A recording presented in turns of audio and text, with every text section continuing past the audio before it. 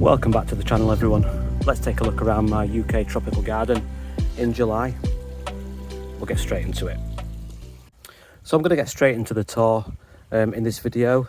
Welcome back to the people who have been following along for a while now, and if you're new to the channel, do consider subscribing, because this is a monthly series of videos where I look at the progress in my tropical garden in Yorkshire, in the north of England. So we're going to start with what I call my sunny border, which has my big Musa Basjoo bananas. We'll start there. So they are shredded. We've had decent weather really over the last few months towards the beginning of summer, but we had a bit of wind last week, so all the banana leaves are shredded, but it is what it is. That's what they do. These started off as two tiny plants 3 years ago in the ground. All of the whole garden started in April 2020, but huge now, and I'm pleased they've kept the height and putting on a lot of growth, possibly a new leaf every week or so. It has really taken off, this sunny border. The Euphorbia shillingi has got very tall, and I've had to stake it. I think looking into next year I'll probably stake that before it gets a little bit tall, and yeah, it has suffered in the wind a little bit, so it's tied up. Quite a lot going on in this border. I do need to rethink and rejig a few things for next year. At the back there you've got my cordyline, which did have some winter damage. It did get spear pull on that, but it has recovered, and you can see the dead leaves in there was where the winter damage happened, but there's a lot of growth since then, so it has bounced back really well. I'm pleased to see my passiflora, passion fruit, passion flower, whatever you want to call it, that was put in the ground a year or two ago, and it is flowering regularly now. I think these are probably the best flowers in the garden now. You can't beat passion flower for weirdness. What else is going on in this border? I've got a couple of things. I've got this canna. I don't know what kind of canna it is. I left that canna in the ground and forgot about it in winter, and it has come back. It didn't flower last year, but I'm hoping it will flower this year. Then I've got down there Tetrapanax that I put in. That went in this spring, and it has got its true leaves on now, but it is sort of overcrowded. But I'm hoping eventually that does reach and grow out of there and start to fill this area, because that's one of my main, one of my favourite plants, and I do want to create sort of a canopy layer, then I can underplant it. The lupins have finished flowering for the most part, but they have got, and I wonder if other people are around the same point for their lupins, but my lupins have all flowered. I've deadheaded them, and we've got the secondary blooms, and obviously not as big, but I'm hoping there's some more flowers to come on there. And then there's a lot of Rudbeckia. So I sowed the Rudbeckia seeds last year. They didn't flower. This was the only one that I bought as an actual flowering plant, so that's the main one. But then I've taken seeds from that one and I've spread them throughout the garden, and the Rudbeckias are coming through now. So they are, I think by the time I do the August version of this, they will be hopefully still there. And then the Persicaria Red Dragon has just gone crazy. I've had to cut that back because it has gone wild and sort of covering the path. But it looks pretty good. I think it adds a nice contrast for the colour. And there's definitely a lot of, it is flowering, but on these shoots that are not flowering, I could take some more cuttings and propagate that. And of course we've got a lot of Verbena going on. I'll get round to that, but there's Verbena everywhere in the garden. So that's the sunny border with our decking up here and our seating area.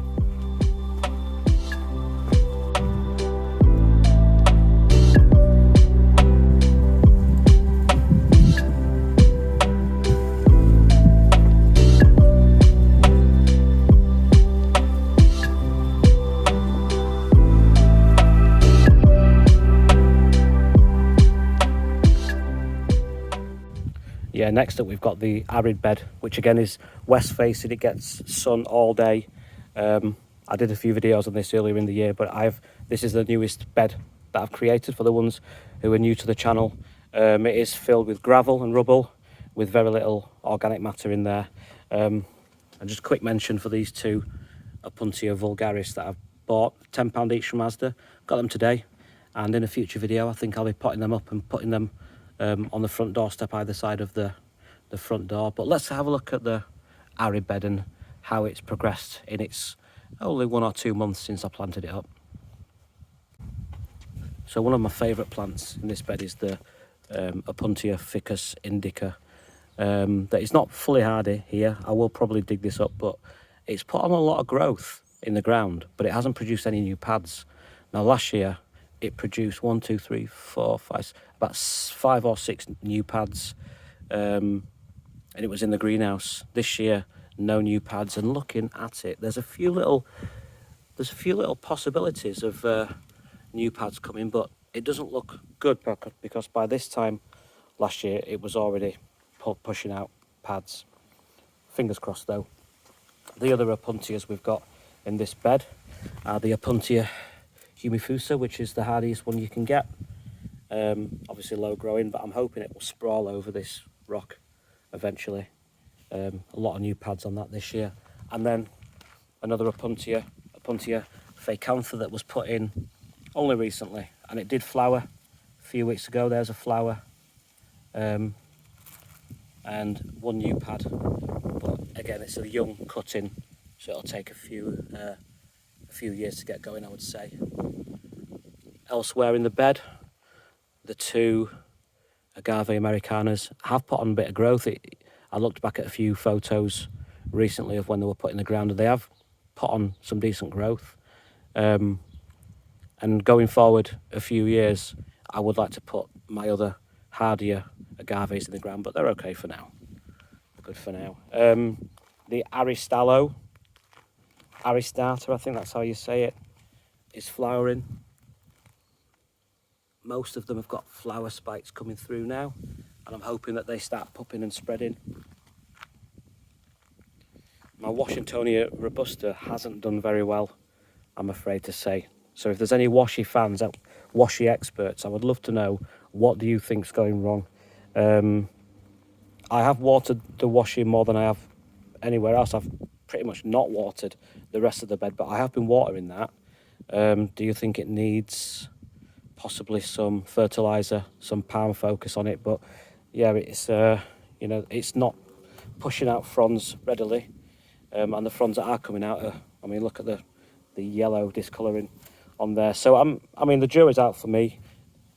I would like to try and keep it going in that bed as a sort of a centrepiece, a bit of a different vibe from the rest of the planting. But if not, I think the plan would be to dig that out, put it somewhere else, and I would like to get a Camerops humilis cerifera in there with some blue fronds. My aloe striatula is looking okay at the back there. I don't think it's going to flower this summer, but in the future we'll see it. That is pretty hardy, and for the people again who've not been following the story of this bed, it will have a big overhead cover on there in winter, so we'll be fine. My Eucalyptus looking well, and I've got, this is my Dacilerian Wheeleri, I think it is, a tiny plant. We'll see. I'm going to see how that survives. I don't know. Fingers crossed for that one. Hesperello parviflora here, which is settling in nicely. This one's a Yucca linearis, lineafolia linearis, one of those. Another Eucalyptus at the back, a young plant there. But again, it's one of those beds where I'd really need to make sure that it does have a bit of space to look natural, where, you know, the rest of the garden is packed in with foliage. This has got a different vibe. It's an experiment, but we'll see how this bed goes. Yeah, the big formium at the back is very healthy, throwing out flower spikes and whatnot, but it does give a bit of a sheltered backdrop to the rest of the bed. So that's the Arid Bed.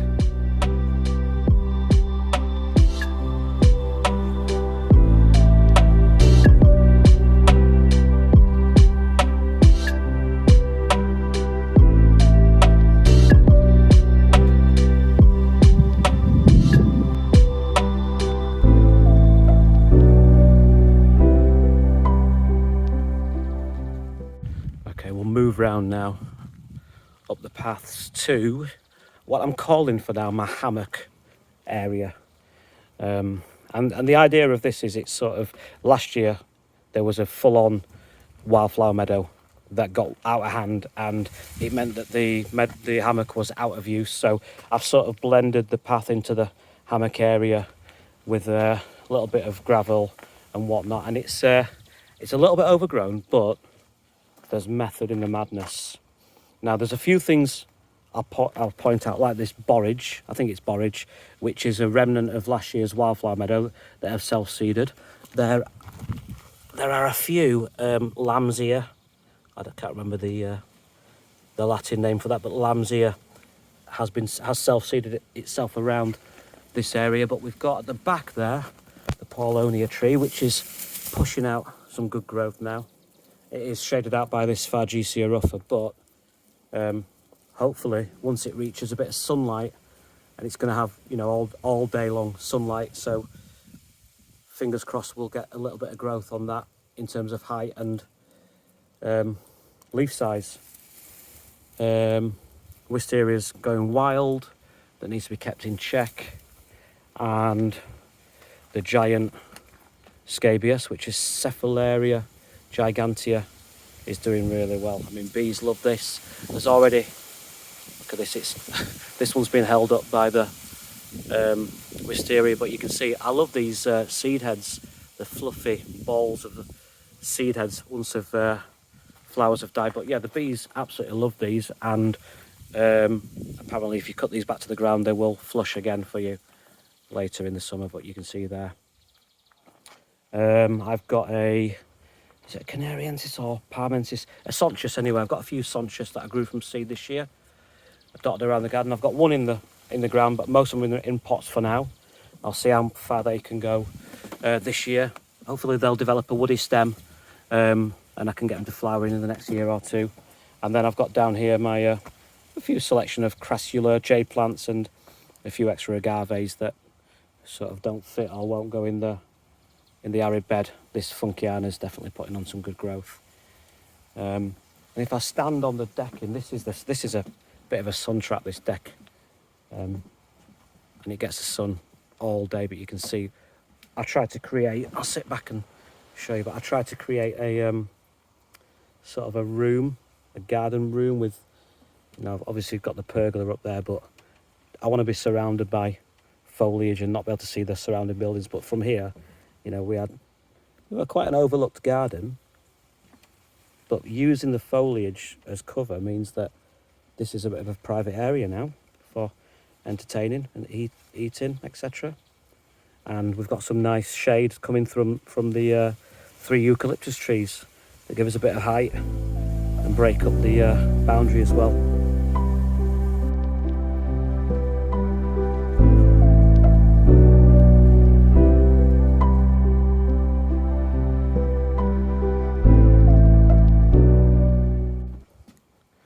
Let's move on to the central beds. So, of course, we've got the curved path around, and I've got a sort of a horseshoe shaped, what I'm going to call my central bed. So we'll start with the Miscanthus giganteus, which is definitely putting on some good growth, but it's not as tall as I was hoping it would get to by this point. I am watering and fertilising it, so we'll see how that grows, but I'm expecting a few more feet on that. Got a lot of nasturtiums self-seeding. This definitely needs weeding, this area, but it usually gets covered in self-seeded nasturtiums, which we planted a few of these 3 years ago. They just come back every year and cover the whole thing and run wild, and why not? I'll let them do it. I'm not sure what this is, but I did plant some echinaceous. I think is it called echinacea seedlings last year. So I'm hoping it is. It kind of looks like an echinacea flower head, but it's not bloomed yet. I was hoping it would be purple, but we'll see. The fatsies are doing really well, putting on a bit of growth there. This is my biggest trachy. I've done a few videos on this trachy, but you can see it's definitely putting on some good growth. It came from a friend's garden, and for the first couple of years in the ground it didn't really do a lot above ground. Obviously developing its roots, but you can see it's really kicking on now, definitely putting on some good height there. and the fronds are getting bigger and longer, so I'm really pleased with that. Here's my Tetrapanax. The consensus in the comments last time seemed to be to keep all these Tetrapanax seedlings in the ground until autumn to winter. So I've got a couple looking with I suppose that's looking like a bit of an actual Tetrapanax leaf there. Everything else is just seedling standard, but I'll leave them. I mean, I would look. This gap was designed to have a Tetrapanax in it, as a big plant. But if you've been following, you'll know this was the result of the winter, and it's come back everywhere. I suppose one man's big-leafed tropical specimen plant is another man's invasive weed, but for me it's more the merrier. I can dig them up and sell them, give them away, whatever I need to do. I've got a little cheeky Agapanthus there, hiding away with a flower head on it that was just left in the ground unprotected, so it did really well. I can't remember what this one is. Is it yarrow? Anyway, it is huge, and I think it looks pretty good. Little fig tree going on there. One fruit. That's my harvest this year. One fruit. I can make a single fig roll out of that one. And then here's my Musa Dwarf Cavendish. I did a video comparing the Musa Dwarf Cavendish to the Musa Basjoo bananas. Now this has lived on my windowsill for 3 years, bathroom windowsill, and I've planted it out. It did have a little bit of a shock, and most of the leaves that it had when it was an indoor plant have scorched, and these few leaves have come back since, so it's recovering. But I think it'll definitely put on more growth in the ground than it did in a pot. I just got to make sure I keep it watered enough. Yeah, a little self-seeded poppy there from somewhere. And I've got my Amaranthus didn't do very well, but I have got a few Amaranthus seedlings in the ground, but they're definitely well behind what they were last year. They're moving around the middle bed now. The red hot pokers have finished flowering for the most part. If you look back at the last video in this series from June, it was full, 20 plus flower heads. You can see now we've only got a few remaining here. And I'm keeping one for the seeds. The rest have been cut back, and we should get a second flush. That's what usually happens. I've just noticed as well, look at this little nasturtium seedling. Life finds a way. Got the jungle stream and waterfall. I've turned it off so you can hear me better there. Mind your own business. It's cascading over the rocks. That's what I'd like to see there. I'm hoping that the mind your own business just absolutely covers the jungle stream and just makes it look lush and dense, etc. We've got the Arundo Donax up there. The Arundo Donax is taller than the Miscanthus gigantus, but it's only got a few stalks, stems, whatever you want to call them, because it is kind of boxed in down there. So I know a lot of people say that Arundo Donax is a bit of a thug, but not for me. The Miscanthus gigantus is more so.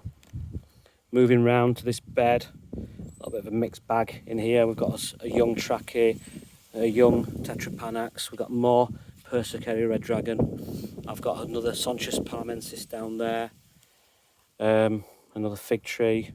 There's my Camerox humilis that got a bit of spear pull. There you go, look. But it's come back. I'll probably move that at some point. I mean, the main thing about this bed is the self-seeded Verbena Bonariensis. If I stand on the end of this bed, you can just see how dense the Verbena is. And that's all self-seeded from a single plant last year or the year before. And yeah, it is another pretty invasive, pretty voracious in its self-seeding. So it will need to be thinned. I'll probably cut this back in autumn, divide it and give it away to people because I've got too many. I mean, it does look good dotted around. It kind of ties everything together.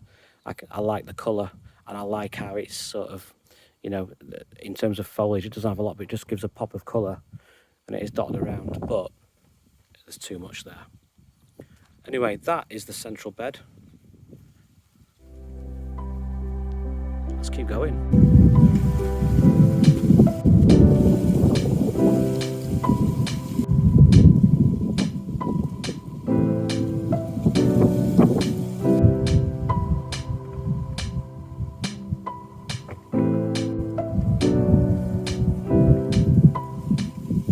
Yeah, we'll move on to what I call my shady border. As it is east facing, and it does get morning sun, and then it comes into shade towards the afternoon. We've got you can see the Rebecca just starting to bloom now. There's a lot of Rebecca in there. My barrel pond is hidden down there. There are newts and frogs around, but it's very covered now, so I don't often see them, but I know they're in there. This is my first Gunnera, which I think is, yeah, I flip between Cryptica and Tinctoria, but this has really suffered from the dry weather. I do have to continuously water this, and I've had to cut back some of the scorched and frazzled foliage, but it's surviving. Here's my cordline, putting on some really good growth. This decent sized trunk on it now, and I am gonna cut this back, cut the foliage back lower down and expose the trunk.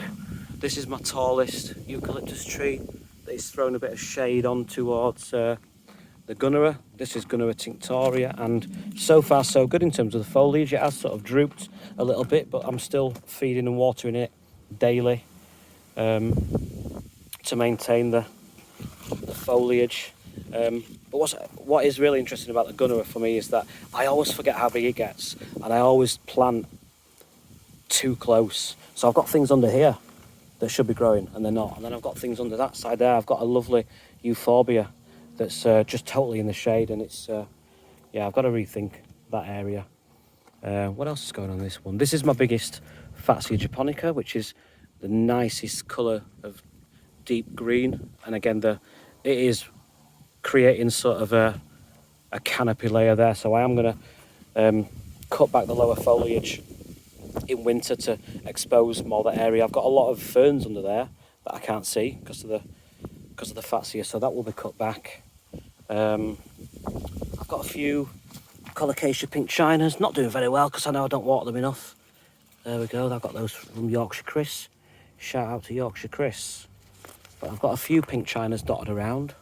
But yeah, I should water them more. Excuse all the weeds, by the way. This yucca died back in winter. It's got a few regrowing points. We'll leave it in for now. It's not hurting anyone. There's my Sonchus canariensis. My double-trunked trachea at the back there. I've got a few sunflowers growing. This is Pike's Peak. I did a video on Pike's Peak sunflowers, so I'm hoping these will get nice and big. The star of the show, though, is definitely the cardoons. I mean, look at the size. I would say they're a good 8 to 9 feet tall now, and they haven't quite bloomed yet, but they will in the next week or two. I would estimate be covered in these absolutely huge flowers. And I've got about, at least, I've probably got 10 cardoons planted around the garden. This is the only one that's flowered this year, and it has really gone for it. I mean, look how many flower heads it's got. There is another one lower down that's just not done anything down here next to it.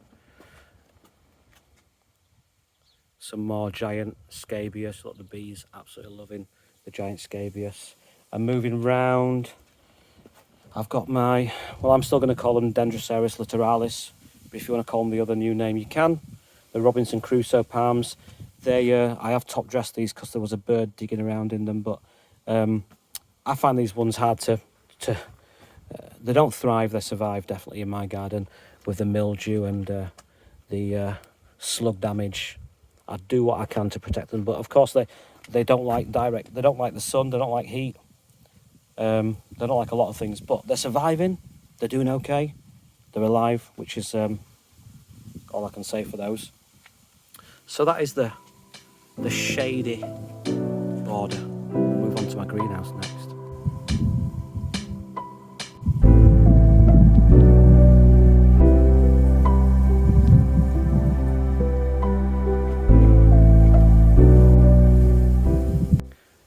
Right, we're into the greenhouse. So I've got a couple of tomato plants going.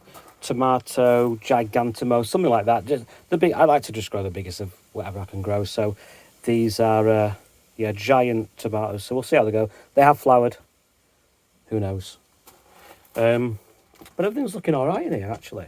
I've got a few solanums. Solanum pyracanthum grew from seed. I've got another Solanium purpur something that I got from Jack at Yorkgate Gardens down here. But I mean, the majority of the greenhouse is cacti and succulents. Let's have a look at a few highlights. We've got my big Copiapoa Coquimbana, which won 3rd place at the BCSS show recently. Got my Lophophora. This is a bit disappointing to see. Look, any Loph growers, is this rescuable or not? That wasn't me, by the way. That I bought it and it was already rotten like that, so don't blame me for that. Got my Ubelmania Penctinifera here. Lovely old specimen. There's my Copiapoa Hasseltoniana. Not sure what mammillaria that is, but it's been flowering continuously for a few weeks. Got my Euphorbia obesa down there. Hasn't flowered this year yet. Here's all my Copiapoa, Manicata, Hypogia. This one, I've never seen another one like this. Copiapoa, Hypogia, variegated. At least that's what the label said, Hypogia, so we'll see. What else should I point out? Trachycarpus, got a few more of them coming. Yeah, so that's the collection. Got a few Agaves going, Avatifolia, Montana, Gentrii, Parii down there.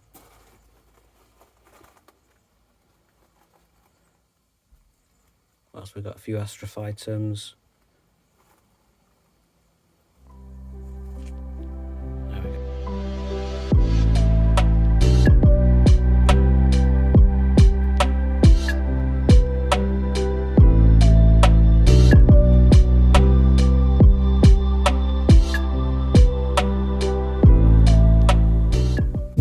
How nice does Eucalyptus bark look at this time of year when it goes sort of pink and peels. Anyway, that's my garden tour for July. Please do consider subscribing and looking back through the playlist of garden tours for previous months if you've enjoyed this one. And I will see you next time. Bye for now.